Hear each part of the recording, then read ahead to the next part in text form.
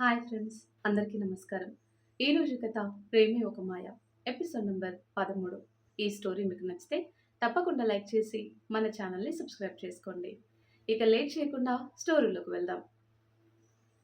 తన తాళిని చూపిస్తూ, కానీ ఇప్పుడు అలా కాదు కదా, నీకు నువ్వు పూర్తిగా తెలుసు, నేను తెలుసు, మన మధ్య బంధము తెలుసు, ఒకరంటే ఒకరికి ఎంత ప్రేమో తెలుసు.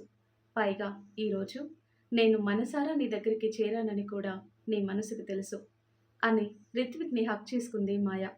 చాలా సంతోషంగా తన ప్రియాని అల్లుకుపోయాడు రిత్విక్.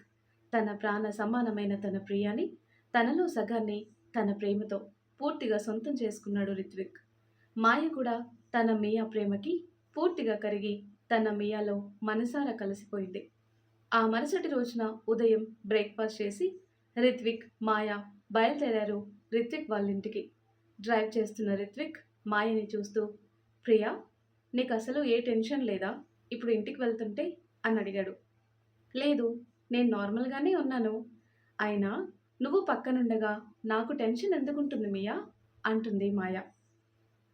అదే మరి, ఇంట్లో వాళ్ళు ఏమంటారో, ఎలా మనల్ని యాక్సెప్ట్ చేస్తారో లేదో అని అంటాడు రిత్విక్. అవన్నీ నేను ఆలోచించటం లేదు. ఆ రోజు మన పెళ్లి జరిగాక అనుకున్నాను ఏం జరుగుతుందో అని. నువ్వన్నట్టు నేనప్పుడు భయపడ్డాను ఎలా అని. కానీ అంతవరకు లేకుండానే మనిద్దరం చెరో దారిన విడిపోయాం. తిరిగి ఇన్నాళ్ళకి మళ్ళీ కలిసాం. అప్పటిలా ఇప్పుడు నాకేం దిగులు లేదు, భయమూ లేదు. ఏం జరిగినా నా చెయ్యి నువ్వు వదలవు కదా, అది చాలు నాకు. నీ నీడలో గంజి తాగైనా బ్రతికేస్తాను. ఈ మాట అప్పుడు చెప్పాను, ఇప్పుడు చెప్తున్నాను అంటుంది మాయ. గుడ్, ఇలా నీ నోటి వెంట వినాలనే అన్నాను నేను. చాలు ప్రియా, ఒక్క మాట గుర్తుపెట్టుకో.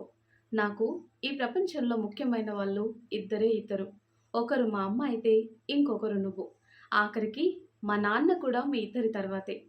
ఎవరో ఏదో అంటారని నీకు నాకు మధ్య ఏ విషయంలోనైనా ఎక్కడైనా ఎలాంటి డిఫరెన్స్ నువ్వు చూడకు. నాకు నువ్వు ముఖ్యం. నీతో సంతోషంగా బ్రతకాలి. అది మాత్రమే నువ్వు గుర్తుంచుకో. ఇక ఇంట్లో ఎవరి మాటలైనా నిన్ను బాధపడేలా అనిపిస్తే అప్పుడే, ఆ క్షణమే వాళ్ళ మాటలు గాలికి వదిలే. ఆఖరికి ఎప్పుడైనా కోపంలో నేను కూడా ఏదైనా అన్నా కూడా అర్థమైందా నేను చెప్పేది అంటాడు రిత్విక్. మాయ నవ్వుతూ సరే మియా అంటుంది. రిత్విక్కి మానస గుర్తుకొచ్చింది. వెంటనే మాయతో, నీకో విషయం చెప్పనా ప్రియా, నా మరదలు మానస అని నీకు చెప్పాను కదా, ఇద్దరం ఒకేసారి పుట్టాం. తనంటే నాకు చాలా ఇష్టమని నేను తనని ఒక ఫ్రెండ్లానే చూశాను. కానీ తను నన్ను ఇష్టపడింది, ప్రేమించింది. ఆ విషయం నాకు అర్థమైంది. కానీ నేను ఒకసారి చెప్పాను తనకి. ఎప్పుడంటే ఇంతకుముందు నేను ఇంటి నుండి బయలుదేరే టైంలో. తన మనసు బాధపడేలా ఉంటే దానికి కారణం నేనే అయితే క్షమించమని. ఎంత బాధపడిందో ఏమో, కానీ అర్థం చేసుకుంటుంది మానస. తన మాట కటువుగా ఉన్నా మనసు చాలా మంచిది అంటాడు రీతు. రిత్విక్ చెప్తుంటే వింటూ ఉంది మాయ. నిజమే మియా, ప్రేమించిన వాళ్ళు మన ప్రేమని దూరం పెడితే ఎంత బాధగా ఉంటుందో నాకు తెలుసు. తన వాడు అని ఒక్కసారి మనసులో ఫిక్స్ అయిన తర్వాత తన వాడు తనకి కాదు అని తెలిస్తే గుండె పగిలిపోతుంది. ఆ బాధ నుండి అంత త్వరగా కోలుకోలేరు. మానస త్వరగా అన్నీ మర్చిపోయి నార్మల్ కావాలని కోరుకోవటం తప్ప మనమేం చేయలేం కదా మియా అంటుంది మాయ. మానస నుండి మనకి ఎలాంటి ప్రాబ్లం ఉండదు, అందులో ఎలాంటి డౌట్ లేదు. కానీ మానసకి మంచివాడు రావాలి. తన ప్రేమతో మానస మనసు గెలుచుకొని ఇద్దరూ హ్యాపీగా ఉండాలి. మానస ఫేస్లో ఏ రోజైతే నవ్వు చూస్తానో నాకు ఆ రోజే మనశ్శాంతి. అప్పుడే నేను పూర్తి సంతోషంగా ఉన్నట్టు ప్రియా. నా వల్ల ఎవరైనా బాధపడ్డారు అని అంటే అది మానస మాత్రమే. కానీ జయ అత్త, వినోద్ మామ ఎలా రియాక్ట్ అవుతారో మరి. వాళ్ళు కూడా మా ఇద్దరికి పెళ్లి చేయాలని నాపై చాలా హోప్స్ పెట్టుకున్నారు. చూద్దాం ఏం జరుగుతుందో. నేను అందరితో మాట్లాడతాను. కోపంలో ఎవరైనా ఏదైనా అంటే పట్టించుకోవద్దు ప్రియా. అందుకే నీకు ఇన్నిసార్లు ఇలా వివరంగా చెప్తున్నాను అంటాడు రిత్విక్. నాకు అర్థమైందిలే మియా, నువ్వేం టెన్షన్ పడకు. అక్కడున్న వాళ్ళంతా నీ వాళ్ళు అంటే ఇకపై నా వాళ్ళు కూడా. నేనేం అనుకోను. నేను బాధపడి నిన్ను బాధ పెట్టాను. వీటి గురించి ఇంకేం ఆలోచించకు. నువ్వెలా అంటే అలానే నేను, సరేనా అంటుంది మాయ నవ్వుతూ. థ్యాంక్స్ ప్రియా, అర్థం చేసుకున్నావు అంటాడు రిత్విక్. నేను అర్థం చేసుకున్నాను, కానీ నాకు ఏదైనా తినాలనిపిస్తుంది. ఎక్కడైనా కార్ స్టాప్ చేయి మియా. ఏదైనా తినేసి మళ్ళీ స్టార్ట్ అవుదాం. చూస్తుంటే ఇంకో 3 అవర్స్ పట్టేలా ఉంది కదా, అందుకే అంటుంది మాయ. అవును కదా! ఏదో ఆలోచిస్తూ మాటల్లో పడి అసలు టైం కూడా చూడలేదు. చాలా టైం అయింది. సారీ అంటాడు రిత్విక్. చిన్ని స్మైల్ ఇస్తూ నాకు తెలుసు. నాకే కాదు నీకు కూడా ఆకలిగా ఉంటుంది అని. కాకపోతే ఇంట్లో వాళ్ళ గురించి ఆలోచిస్తూ కొంచెం డైవర్ట్ అయ్యావంతే అంటుంది మాయ. ఓహో! అంటే తినాలనుంది అనేది నీకు కాదన్నమాట. అది నా కోసమేనా? అని ఈ మెయిన్ రోడ్‌లో అంత బాగోవు ప్రియా. ఇక్కడ నుండి వేరే రూట్‌లో ఒక 5-6 కిలోమీటర్స్ వెళ్తే మంచి రెస్టారెంట్ ఉంది. అక్కడ లంచ్ చేసి స్టార్ట్ అవుదాం ఓకేనా? నవ్వుతూ అడిగాడు Ritvik. As your wish my dear. ఇకపై ఇలానే. రిత్విక్ నవ్వుకి జత కలిపింది మాయ కూడా. రిత్విక్, మాయ ఇద్దరూ ఓ రెస్టారెంట్‌కి వెళ్ళి లంచ్ చేసి తిరిగి స్టార్ట్ అయ్యారు. అక్కడి నుండి తిరిగి రీతు వాళ్ళు వెళ్ళే మెయిన్ రోడ్ చేరే 1-2 కిలోమీటర్ల దూరం ముందే రిత్విక్ కార్ స్టాప్ అయింది. దిగి చూశాడు. ఇదేంటి ఇలా సడన్‌గా స్టాప్ అయింది? ఎన్నిసార్లు ట్రై చేసినా తిరిగి స్టార్ట్ అవ్వటం లేదు. దగ్గరలో ఎవరైనా మెకానిక్ ఉంటే బావుండు అని చుట్టూ చూశాడు రిత్విక్. మియా, ఈ చుట్టుపక్కల ఎవరైనా ఉన్నారో లేదో కూడా తెలియటం లేదు. పోనీ ఎవరినైనా లిఫ్ట్ అడిగి మెయిన్ రోడ్ వరకు వెళ్దాం. అక్కడి నుండి ఏదో ఒకటి దొరుకుతుంది. చూస్తుంటే ఈ ఏరియాలో క్యాబ్ సర్వీసెస్ ఉండవు అని నాకు అనిపిస్తుంది అంటుంది మాయ. అవును ప్రియా, ఇక్కడ దొరకవు. సరే నువ్వు కారులో కూర్చో. ఏదైనా వెహికల్ వస్తే నేను లిఫ్ట్ అడుగుతాను అని కార్ డోర్ క్లోజ్ చేసి కార్ పక్కనే నిలబడి చూస్తూ అంటాడు రిత్విక్. ఎవరో సైకిల్ మీద వెళ్తుంటే పిలిచి అడిగాడు రిత్విక్. దగ్గరలో ఎవరైనా మెకానిక్ ఉన్నాడా అని. లేదు బాబు, ఇక్కడ నుండి ఓ 4 కిలోమీటర్ల దూరంలో ఒకడుంటాడు. ఈ చుట్టుపక్కల ఏదైనా రిపేర్ వస్తే చేసేది అతనొక్కడే. నేను ఆ దారినే పోతున్నాను అంటాడు అతను. ఓకే, కాస్త అతన్ని ఇక్కడికి పంపిస్తారా? ప్రాబ్లం ఏంటో తెలియటం లేదు. సడన్గా ఆగిపోయింది. మేం వెళ్ళాలి అంటాడు రిత్విక్.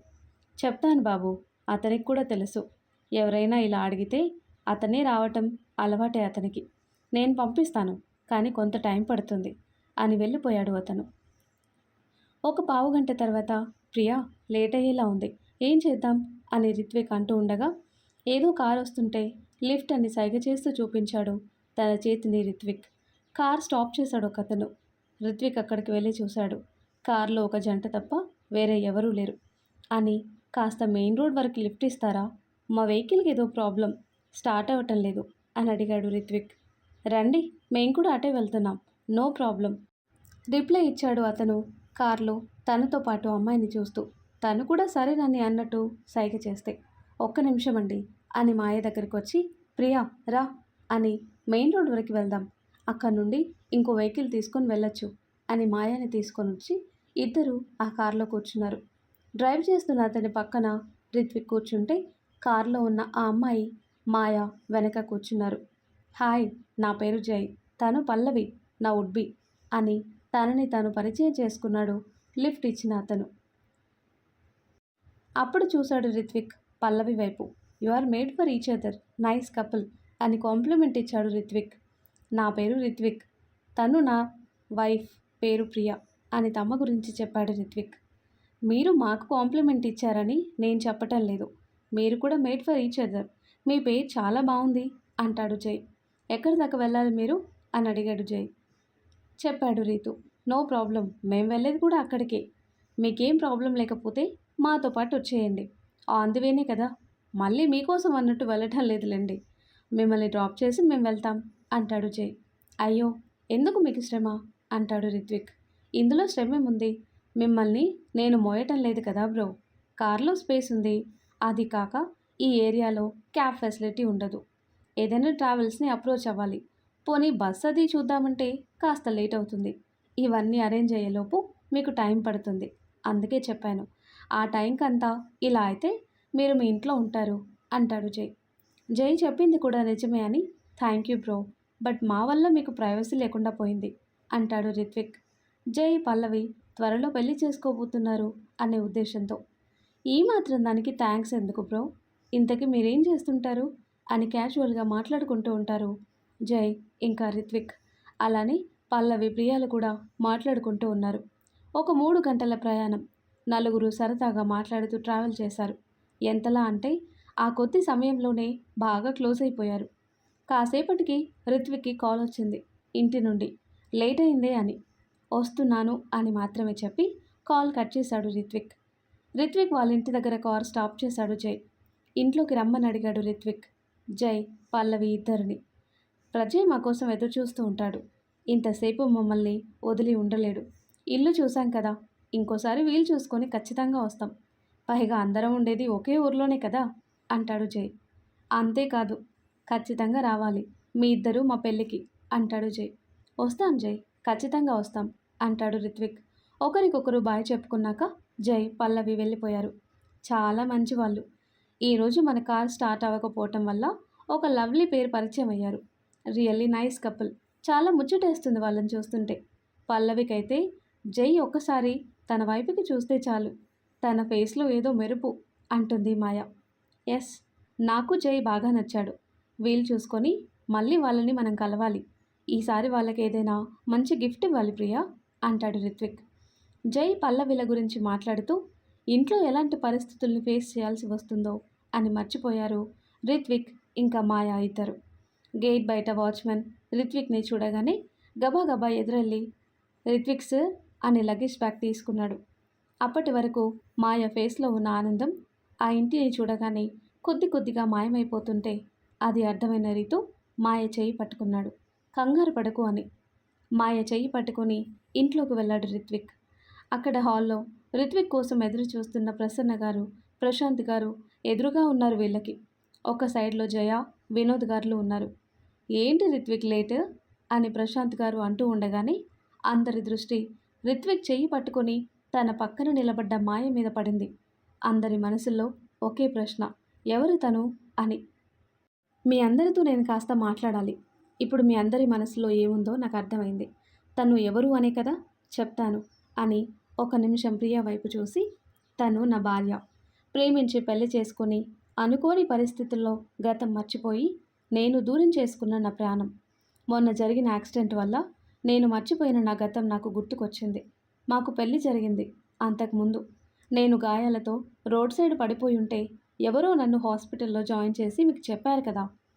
అప్పుడే కదా నాకు కొన్ని సంవత్సరాల మెమరీ లాస్ వచ్చింది. ఆ రోజే మా పెళ్లి జరిగింది. అసలు ఆ రోజు నాకు యాక్సిడెంట్ కాదు జరిగింది, నన్ను చంపాలని చూశారు. నన్నే కాదు, నా భార్యని కూడా అని ఎవరికి మాట్లాడే అవకాశం ఇవ్వకుండా తను చెప్పాలనుకున్న మ్యాటర్ చాలా సూటిగా చెప్పేశాడు రిత్విక్. అసలు రిత్విక్ అలా పెళ్లి చేసుకోవటమే అందరికీ ఆశ్చర్యంగా ఉంటే తన మీద అటాక్ జరగటం ఏంటి, అసలు ఆ పని ఎవరు చేశారు అని అందరికీ ఆందోళనగా అనిపించింది. మాకేం అర్థం కావటం లేదు రిత్విక్, కాస్త వివరంగా చెప్పు అని అడిగారు ప్రసన్న గారు మాత్రమే కొంచెం కంగారు పడుతూ.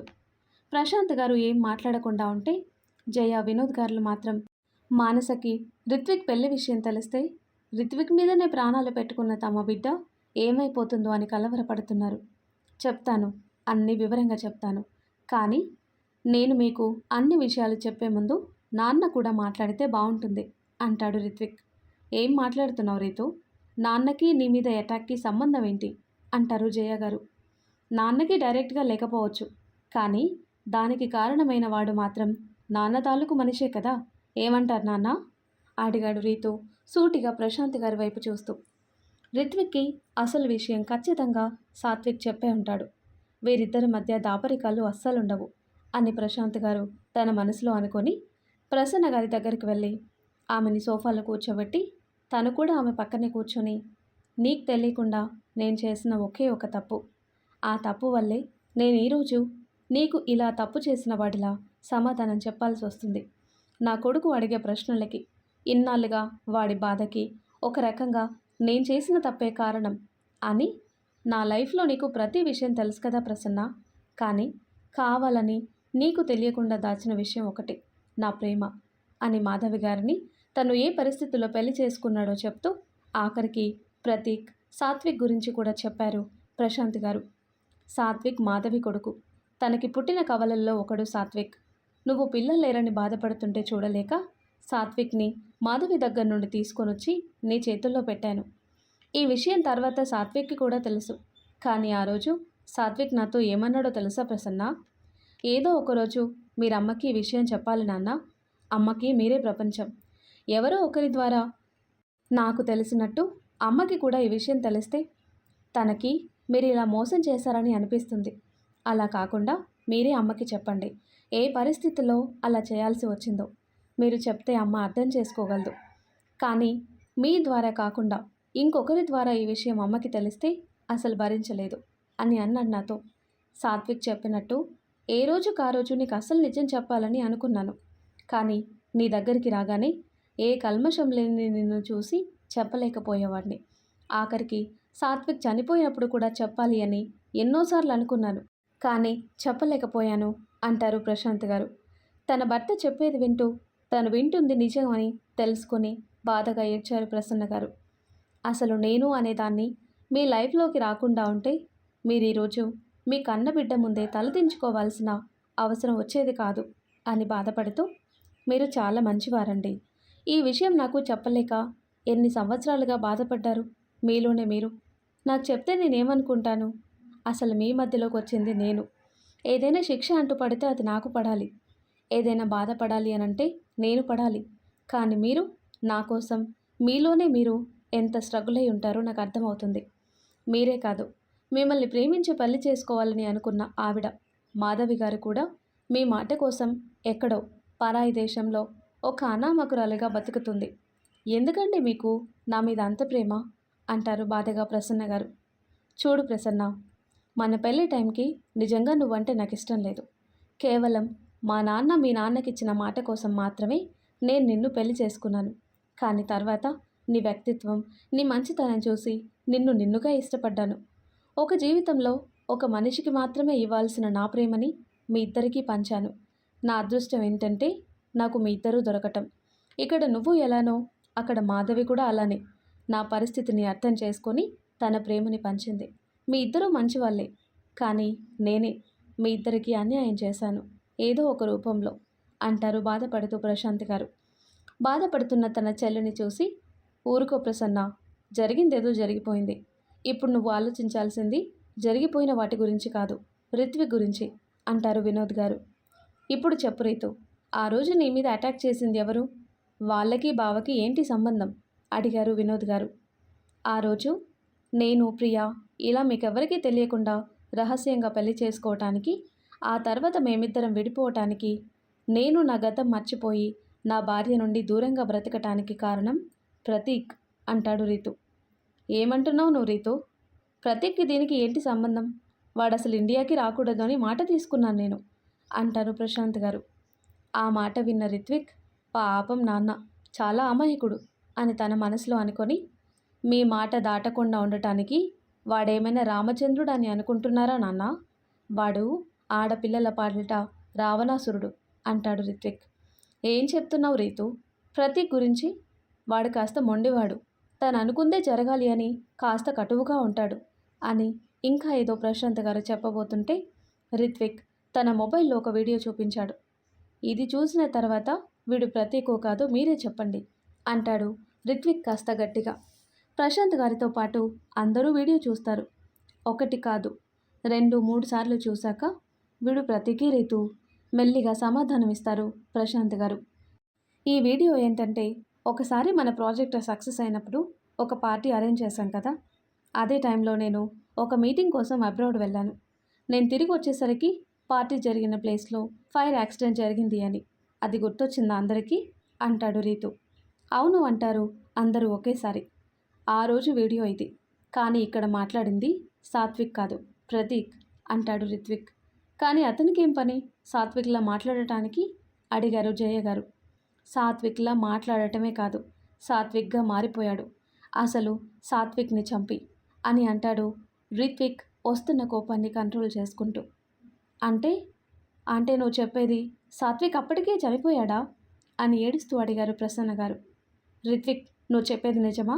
సాత్విక్ని ప్రతీక్ చంపేశాడా అంటారు బాధగా ప్రశాంత్ గారు. సాత్విక్ని మాత్రమే కాదు, తను ప్రాణంలా ప్రేమించిన పూజని కూడా అంటాడు రిత్విక్. పూజ గురించి రిత్విక్ మాటల్లో వినగానే ఏడుపు వచ్చేసింది మాయకి. కానీ తనని తాను కంట్రోల్ చేసుకుంటూ అలానే ఉంది. ఇంతకీ పూజ ఎవరు రీతు అడిగారు అందరూ. పూజ, ప్రియ, ఆదిత్యాల గురించి వివరంగా చెప్పాడు రిత్విక్ అందరికీ. అంటే సాత్విక్ ప్రేమించిన అమ్మాయితో సహా చనిపోయాడా? అసలు నా బిడ్డ అప్పుడే చనిపోయాడా? తర్వాత నేను చూసింది నా బిడ్డని కాదా? నా బిడ్డ రూపంలో ఉండి వాడి ప్రాణాల్ని తీసిన రాక్షసుండా అంటూ సాత్విక్ సాత్విక్ అని కలవరిస్తూ అక్కడే పడి స్పృహ కోల్పోయారు ప్రసన్న గారు. ప్రసన్న అని అంటూ ఆమెని దగ్గరికి తీసుకొని కాస్త గాలొచ్చేలా బెడ్పై పడుకోబెట్టారు ప్రశాంత్ గారు. అప్పటికే వినోద్ గారు కాల్ చేశారు వాళ్ళ ఫ్యామిలీ డాక్టర్కి అర్జెంటుగా రమ్మని. పావుగంటలో డాక్టర్ రావటం, షాక్ వల్ల అలా పడిపోయారు అని ఇంజెక్షన్ చేసి రెస్ట్ కావాలని అక్కడి నుండి వెళ్ళిపోవటం, ఇలా అన్నీ చకచకా జరిగిపోయాయి. రిత్విక్ మాయని చూస్తూ ఆ రూమ్లోకి వెళ్ళి ఫ్రెష్ అవ్వు, ఇక్కడ నేను చూసుకుంటాను అని మాయ వద్దు అని అంటున్న బలవంతాన తన రూమ్లోకి పంపించాడు. కాసేపటి తర్వాత వినోద్, జయాగార్లు ఇద్దరు జరిగిన దానికి బాధపడుతూ అసలు ఆ తర్వాత ఏం జరిగింది రీతు అని అడిగారు. నేనక్కడ జరిగింది చూడలేదు మావయ్య, కానీ ఆ రోజు పార్టీకి వెళ్ళిన ప్రియ స్పృహలో లేకుండా పడిపోయింది. తను కళ్ళు తెరిచే టైంకి హాస్పిటల్లో చావు బ్రతుకుల మధ్య ఉంది. ప్రియ పక్కన ఉండాల్సిన పూజ మిస్ అయింది. ప్రియాని కాపాడిన ఆదిత్య చనిపోయాడు. అసలు ఆ రోజు రాత్రి పార్టీలో ఏం జరిగిందో తెలిసిన వాళ్ళు ఎవ్వరూ ప్రాణాలతో లేరు. అన్నీ తెలిసిన ప్రతీక్ కూడా చనిపోయాడు కదా. నేను పెట్టిన ఇన్వెస్టిగేషన్ వాళ్ళు అక్కడ చనిపోయిన వారిలో సాత్విక్ కూడా ఉన్నాడని చెప్పారు ప్రైమరీ ఎంక్వైరీలో. ఇంకాస్త డీటెయిల్డ్గా మరికొన్ని ఆధారాలు కలెక్ట్ చేసుకునే లోపే వాడు, ఆ రాక్షసుడు ప్రతీక్ అంతా ఎవరికి తన మీద అనుమానం రాకుండా క్లియర్ చేయించాడు. ఇక ఆ రోజు నుండి వాడు సాత్విక్ ప్లేస్లో అఫీషియల్గా తిరుగుతున్నాడు. ఒకవేళ సాత్విక్ బ్రతికే ఉంటే ప్రతీక్ అలా చేసేవాడు కాదు కదా. వీడు సాత్విక్ వేషం వేసుకొని చెయ్యరాని పనులు చేశాడు. కొన్ని మీకు నేను చెప్పలేను. నాకు గతం గుర్తుకు లేదు కాబట్టి వాడు సాత్విక్ని దూరం చేసిన తర్వాత ఇంకా బ్రతికే ఉన్నాడు. లేదంటే వాడికి నా చేతుల్లో ఎప్పుడో చావు కనిపించేది. అయినా వాడిని కూడా ఎవరో చంపేశారు కదా కూర్గులో అంటాడు రిత్విక్. అసలు ఇదంతా ఏంటి బావా? ప్రతీక్ అంత రాక్షసంగా ఎలా తయారయ్యాడు? కనీసం మనం అసలు సాత్విక్ చనిపోయిన విషయం మనకిప్పుడైనా తెలిసింది. మరి ఆ ప్రతీక్ సాత్విక్ ప్లేస్లో ఉండగానే చనిపోయాడు కదా. ఆ విషయం నీకు కానీ ఆవిడ, అదే వాడి తల్లి మాధవికి కానీ తెలీదా? తెలిసి కూడా మౌనంగా ఉన్నారా మీ ఇద్దరు? అయినా ప్రతీక్కి సాత్విక్కి కొంచెమైనా డిఫరెన్స్ ఉండే ఉంటుంది కదా. మాకైతే పెద్దగా తెలిసే అవకాశం లేకున్నా మీ ఇద్దరికి తెలుస్తుంది కదా అంటాడు వినోద్ గారు సాత్విక్ ఎలా చనిపోయాడు అని తెలిసి బాధగా. ఎంత సాత్విక్ అనాథ అని వాళ్ళకి తెలిసినా ప్రసన్న గారి మాట కోసం మొదట మౌనంగా ఉన్నా కూడా ఆ తర్వాత సాత్విక్ వ్యక్తిత్వం వినోద్ గారికి నచ్చటంతో అతను కూడా మెల్లిగా సాత్విక్ని రిత్విక్తో సమానంగా చూడటం మొదలు పెడతాడు. నిజమే వినోద్, నువ్వు అన్నది. ఆ రోజు ఫైర్ యాక్సిడెంట్ జరగటానికి 2 రోజుల ముందే ప్రతీక్ తన గురించి అందరికీ చెప్పమని గొడవ చేశాడు. నేను మాధవి ఎంత చెప్పినా వినలేదు. తన మాట వినలేదు అని కోపంతో ఇల్లు వదిలి వెళ్ళిపోతున్నాను, నేను తిరిగి రాను, నా కోసం వెతకటం వేస్ట్, ఒకవేళ నా మాట కాదని నా కోసం సర్చ్ చేస్తే నేను చచ్చిపోతాను అని లెటర్ రాసేసి వాడి మొబైల్తో సహా అక్కడే వదిలేసి ఇంట్లో నుండి వెళ్ళిపోయాడు. వాడు అలా మొండిగా వెళ్ళాక వాడి కోసం ప్రయత్నం చేశాం, కానీ ఇప్పటికి కూడా వాడెక్కడున్నాడో తెలియలేదు. ఏదో ఒకరోజు వాడు తిరిగి వస్తాడని ఎదురు చూడటం అలవాటైంది మాకు. కానీ ఇలా వాడి పిచ్చితనంతో సాత్విక్ని చంపి వాడు కూడా చనిపోయాడని నిజంగా నాకు కూడా తెలియదు వినోద్. అందులోనూ సాత్విక్ ప్రతీక్ ఇద్దరు చాలా దగ్గర పోలికలతో ఉంటారు. అంత ఈజీగా కనిపెట్టడం చాలా కష్టం. పైగా వాడు ఇల్లు వదిలి వెళ్ళిన 2 రోజులకే ఇలా మన రెప్యుటేషన్ దెబ్బతినే విధంగా ఫైర్ యాక్సిడెంట్ అవ్వటం, తర్వాత కొన్ని రోజులకే రిత్విక్కి యాక్సిడెంట్ అయ్యి మెమరీ లాస్ అవ్వటం, కొన్ని బిజినెస్ ప్రాబ్లం రావటం, ప్రతీక్ వెళ్ళి చాలా రోజులైనా తిరిగి రాకపోవటం వల్ల ఒక పక్క మాధవి పడే బాధని చూడలేక తనని నార్మల్ చేయటానికి తనతో కాస్త ఎక్కువ టైం స్పెండ్ చేయాల్సిన అవసరం వచ్చింది. ఇలా ఒకదాని తర్వాత ఒకటిగా ప్రాబ్లమ్స్ రావటం వల్ల నేను సాత్విక్ ప్లేస్లో ఉన్న ప్రతీక్ మీద కాన్సన్ట్రేట్ చేయలేదు. వాడు మాత్రం సాత్విక్ ప్లేస్లో సాత్విక్లా ఉన్నాడు, నాకు కూడా తెలియకుండా అంటారు ప్రశాంత్ గారు. రిత్విక్ కోపంతో వాడు చచ్చాడు కనుక సరిపోయింది, లేకుంటేనా అని కాస్త ఆగి, అసలు అన్నింటికి మించి పాపం ప్రియాని నానా రకాలుగా బాధలు పెట్టాడు. అదృష్టం కొద్దీ ప్రియ బయటపడింది, కానీ లేకపోతే ప్రియ కూడా ఎప్పుడో చనిపోయేది వాడి వల్ల అని ప్రియ గురించి కూడా మొత్తం ఉన్నది ఉన్నట్టు చెప్పేశాడు రిత్విక్.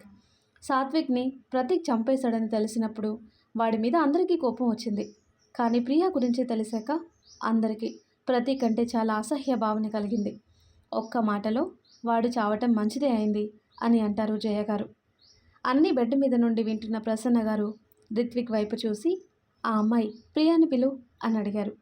రూమ్లో నుండి ఇదంతా వింటున్న మాయ అప్పటికే జరిగినవన్నీ తలుచుకొని ఏడుస్తూ ఉంది. తన ఫేస్ చూడగానే అర్థమైంది రిత్విక్కి మాయ ఏడ్చింది అని.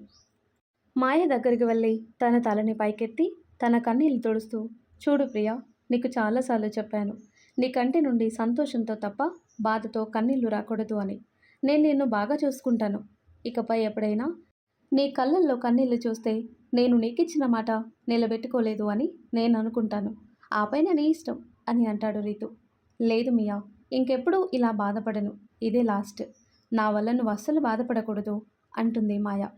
పద, అమ్మ పిలుస్తుంది అని మాయని తీసుకుని ప్రసన్న గారి దగ్గరికి తీసుకువెళ్ళాడు రిత్విక్. అమ్మా ప్రియా, నాకు సాత్విక్ అంటే పంచప్రాణాలు. ఒక రకంగా రిత్విక్ కంటే ఎక్కువ. ఈరోజు వాడు లేడు. ఇక మీదట సాత్విక్ని కూడా రిత్విక్లో చూసుకుంటూ బ్రతకాలి. నా రిత్విక్ చేయి పట్టుకొని వచ్చినప్పుడే నువ్వు ఇంటి మనిషివి, నా కోడలివి. రిత్విక్ చెప్పినట్టు జరిగింది మర్చిపోయి మీ ఇద్దరూ సంతోషంగా ఉండాలి, సరేనా అని అంటారు ప్రసన్న గారు. ప్రశాంత్ గారికి ప్రసన్న గారి మాటలకి సంతోషంగా అనిపించినా పక్కనే ఉన్న జయ, వినోద్ వాళ్ళని చూసి కొంత బాధపడతారు. ఎందుకంటే ఆయన బాధంతా మానస గురించే. మానస రీతు మీద పిచ్చి ప్రేమ పెంచుకుంది. రీతును పెళ్లి చేసుకోవాలని ఎన్నో కలలు కంది. కానీ ఇలా రీతు పెళ్లి చేసుకుని వచ్చిన విషయం మానసకి తెలిస్తే అసలు భరించగలదా? మానస మేనకోడలైన ప్రశాంత్ గారికి రీతుతో సమానం. మానస బాధపడితే ఆయన తట్టుకోలేరు. ఎలా, ఎవరికీ బాధ లేకుండా ఎలా ఉంటుంది? ఇప్పటికే మానస తల్లిదండ్రులు లోపలే కుమిలిపోతుంటారు. తమ బిడ్డ భవిష్యత్ ఏమైపోతుందో అని బాధపడతారు.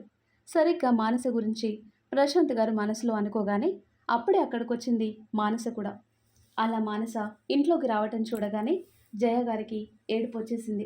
మానస ఎలా భరిస్తుందో ఏమో. రీతు పెళ్లి చేసుకొని వచ్చాడు అని తెలిస్తే. జయ గారి ఫేస్ చూడగానే అర్థమైంది వినోద్ గారికి.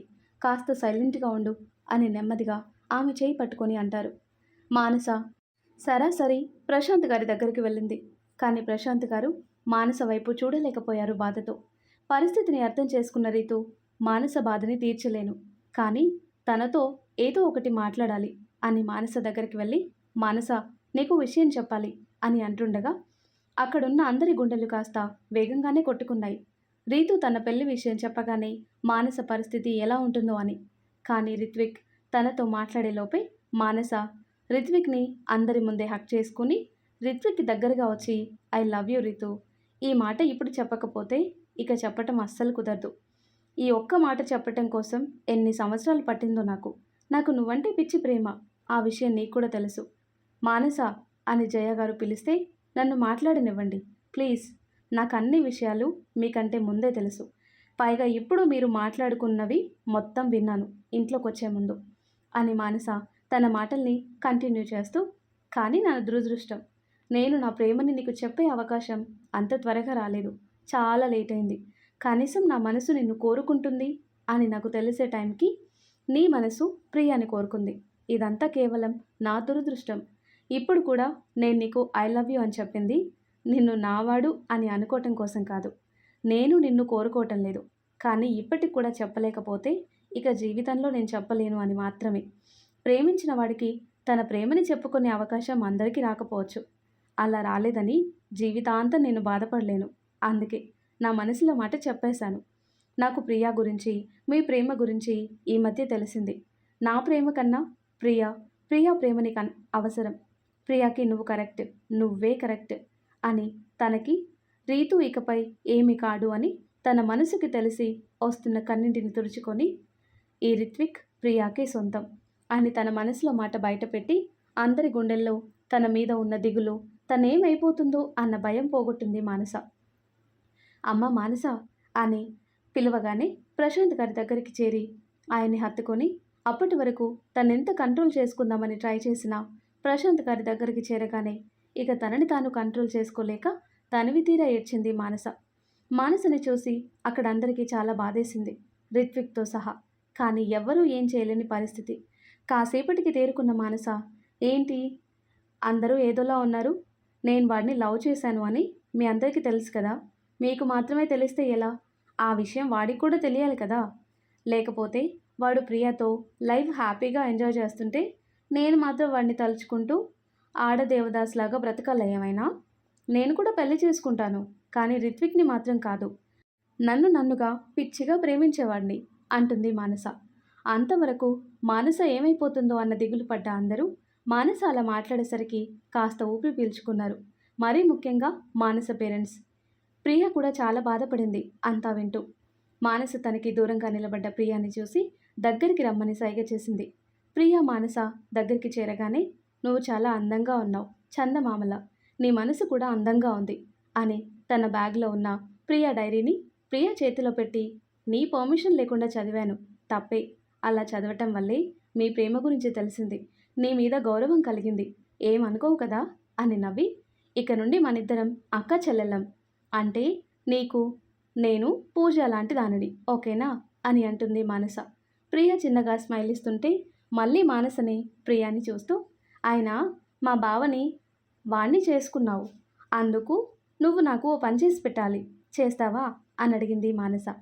ప్రియ ఏంటి అని అడగగానే మీ ఆయనకి కొంచెం రికమెండ్ చేసి మీ ఆయన లాంటి ఇంకొకరిని వద్దొద్దు వాడికంటే ఇంకా సూపర్గా ఉండేవాడిని నా కోసం తీసుకురమ్మని చెప్పు. అర్థమైందా అని నవ్వింది మానస. మానస నవ్వుతుంటే ప్రియ కూడా నవ్వొచ్చి చేరింది తన పెదవులపై. రీతు అయితే మానస దగ్గరకు వచ్చి తలపై చిన్నగా మొట్టాడు. మానస నవ్వు చూడగానే పోయిన ప్రాణాలు తిరిగి వచ్చాయి ప్రశాంత్ గారికి. వాడు తీసుకురాకపోయినా నీకు ఈ మావయ్య ఉన్నాడు కదా, నేను వెతికి మరీ పట్టుకొస్తాను నా మానస తల్లికి ఒక రాజకుమారుడిని అని అంటారు. కానీ ఇక్కడ అన్నీ క్లియర్గా తెలుస్తున్నాయి. కానీ అసలు వాడిని చంపిందెవరు నాకేం అర్థం కావటం లేదు. ఎంత ఆలోచించినా ప్రియ వాడిని చంపాలని అనుకుంది, కానీ తనేం చేయలేదు అని తెలుస్తుంది అంటారు వినోద్ గారు. ప్రసన్న గారు మానస ధైర్యంగా తన పరిస్థితిని ఎదుర్కొని నార్మల్ అయ్యేసరికి ఏదో పెద్ద భారం దిగినంత హాయిగా అనిపించింది. తర్వాత కాస్త ఓపిక తెచ్చుకొని హాల్లో ఉన్న పెద్దగా చేయించిన సాత్విక్ ఫోటో దగ్గరికి వచ్చారు. సాత్విక్, ఇలానే కదరా మన కుటుంబం అంతా సంతోషంగా ఉండాలని నువ్వు కోరుకున్నది. చూడు ఇప్పుడు అందరూ హ్యాపీగా ఉన్నారు, నువ్వు మాత్రమే లేవు అని ప్రసన్న గారు బాధపడుతుంటే ఇతన్ని నేను చూశాను, అతనిప్పుడు బ్రతికే ఉన్నాడు అని ఎవరి మాటలో వినిపించాయి అందరికీ. ఆ మాటలు వచ్చిన వైపు చూశారు అందరూ కాస్త ఉద్వేగంగా. ఏదో జీవితంలో పోగొట్టుకున్న అతి విలువైనదేదో మళ్ళీ దొరికింది అన్న ఆనందంతో. మరి ఆ తర్వాత ఏం జరుగుతుందో, ఇంతకీ వచ్చిందెవరో నెక్స్ట్ వీడియోలో తెలుసుకుందాం. ఎంతో ఇంట్రెస్టింగ్గా ఉండే ఈ స్టోరీ నెక్స్ట్ పార్ట్స్ కోసం ఈ వీడియో లైక్ చేసి మన ఛానల్ని తప్పకుండా సబ్స్క్రైబ్ చేసుకోండి. Thanks for watching.